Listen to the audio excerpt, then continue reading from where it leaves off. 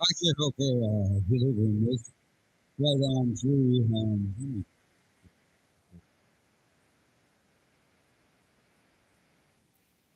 I'm hoping you can hear.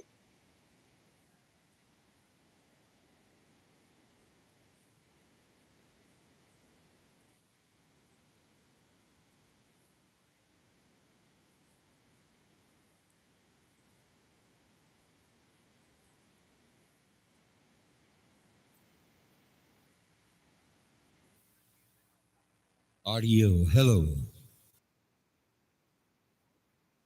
Bartholomew.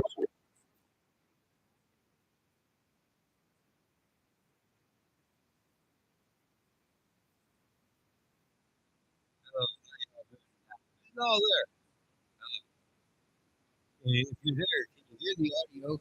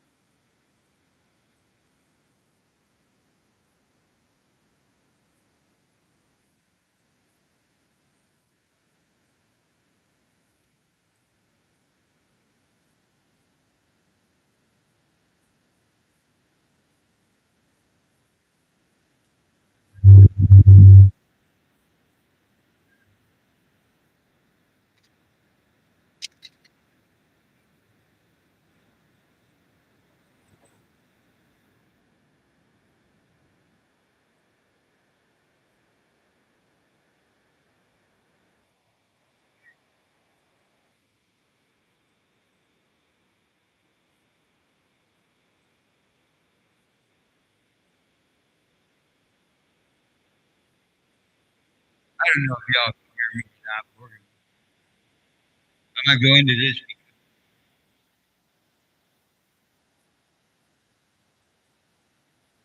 I listened to a couple of point people here, and I think we need to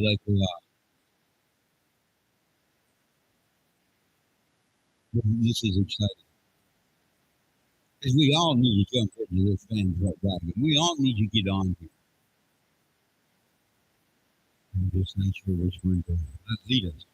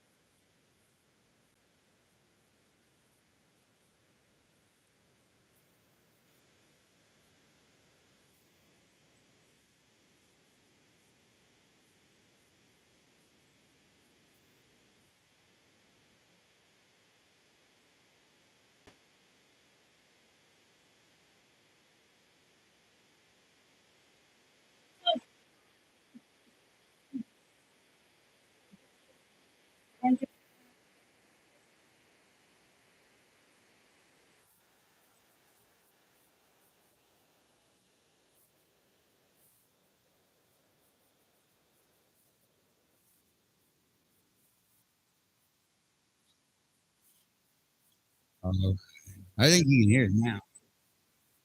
Okay, here's what I'd like to say. Got to figure out how to who should be popular.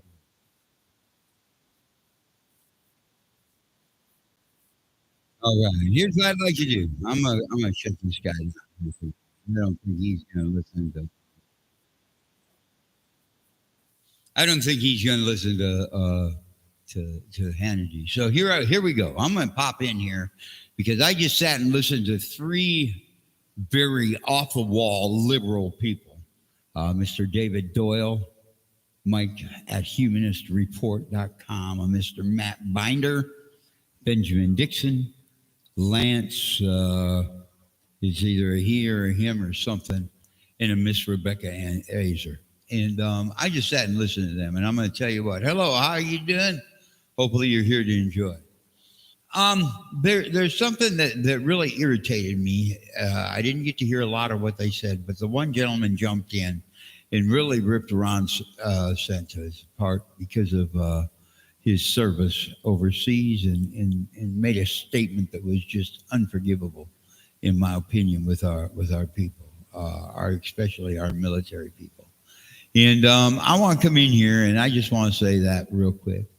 I got that out of the way. Now, if we have to settle with one of two of the candidates, and that would be Joe Biden or Mr. Donald Trump, everybody knows Donald Trump is a whole lot more able to do the presidential job, and his heart and mind is in a whole lot different place than Mr. Joe Biden. So I know, in my opinion, Joe Biden has lost the election.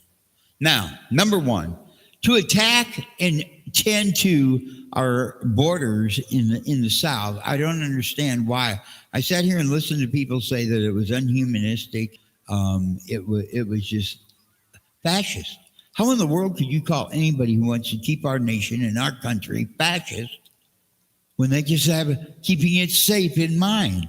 You know, it's really funny because I got to stand up for Mr. Mike Pence and for Mr. Scott and say, we need to stop what's coming over our borders. We need to stop it now.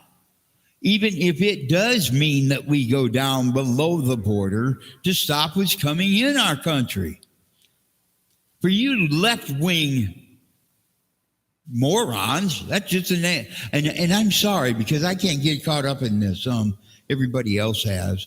For you left-wing citizens that seem to think that your transgenderism and the other things are the right thing to talk about, that is not what we need to look at. We need to look at the righteousness of our great nation. We need to look at where we're standing in the world vision. You know, we as the United States have been put down because we've been fighting so much over things like who's going to use what toilet, which is pretty easy. If you were raised with a stick, you stand up and you use the toilet. If you were born with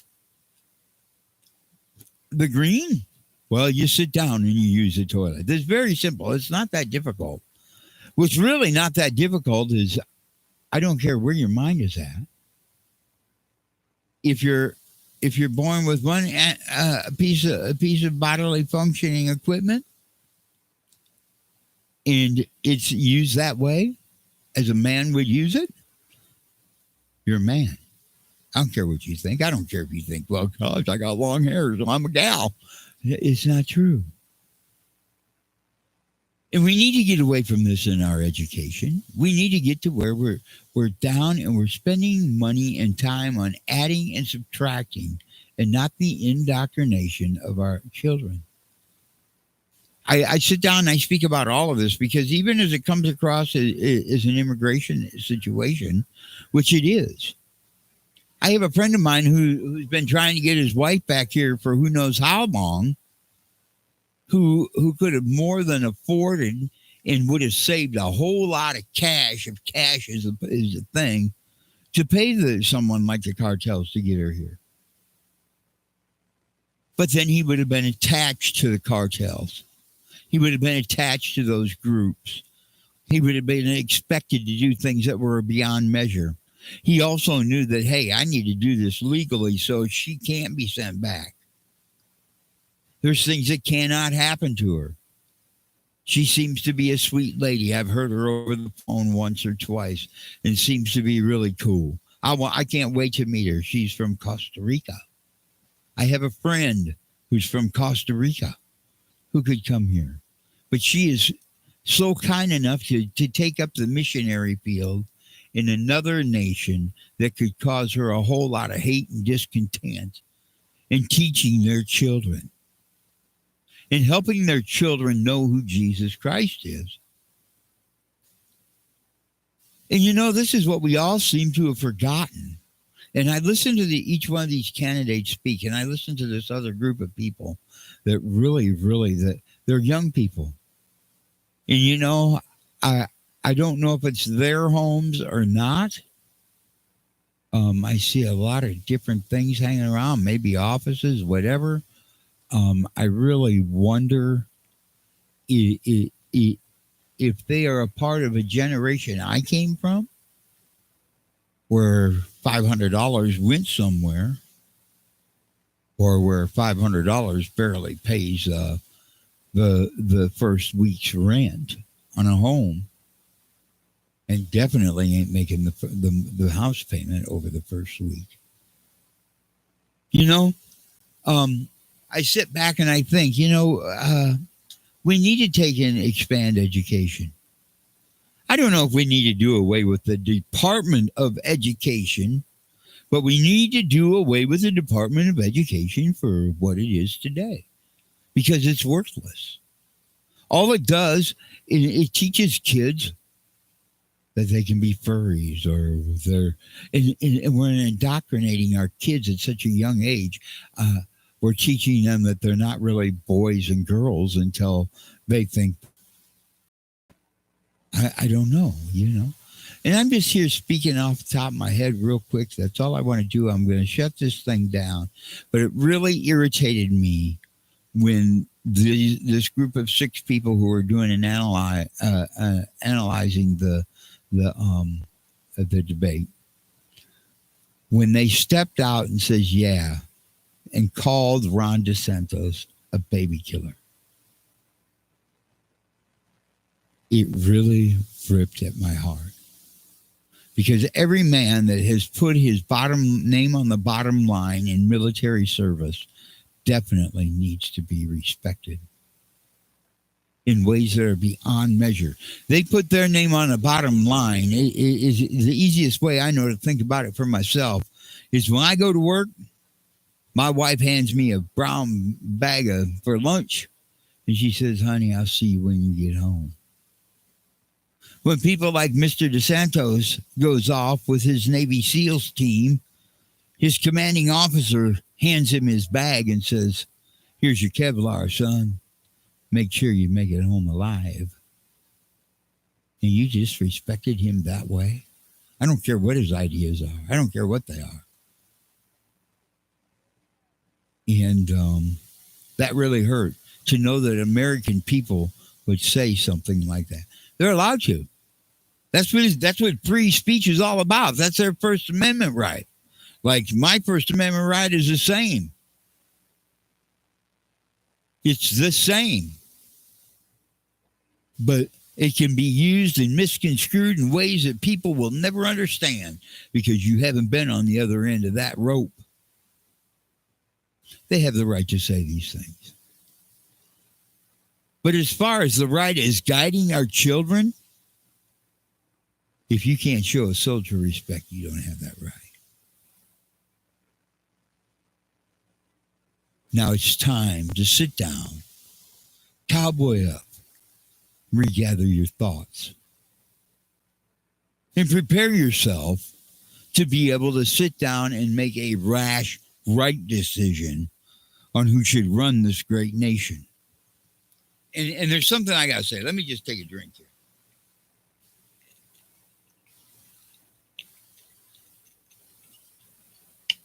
Oh, thank you, man. It's been a hot day here in Iowa. Here's what I'm going to say. Y'all burn our cities. You did that for 6 months. President President Trump, he took and just rallied one day. And not one time did he call for anybody to destroy anything. I've listened to the speech. You may want to listen to it too.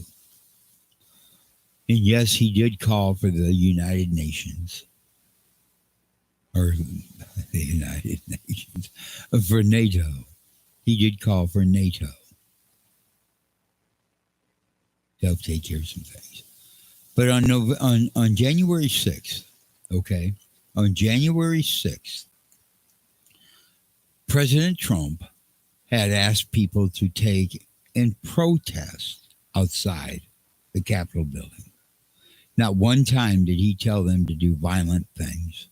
Not one time did he tell them to enter and do violent things. If you can find that, please show it to me. I don't care how, when, what, or where. I would like to see it because I know it's not true. Not one time after the election, when I got to be a part of all of what goes on here in Iowa as far as watching some things down there and that kind of thing. It was pretty cool. And I learned a lot from that. And, but it never happened here. Until you got on another side of the microphone, did they start talking about people that were turning up missing and found in safes and other types of underground storages. Well, here we go.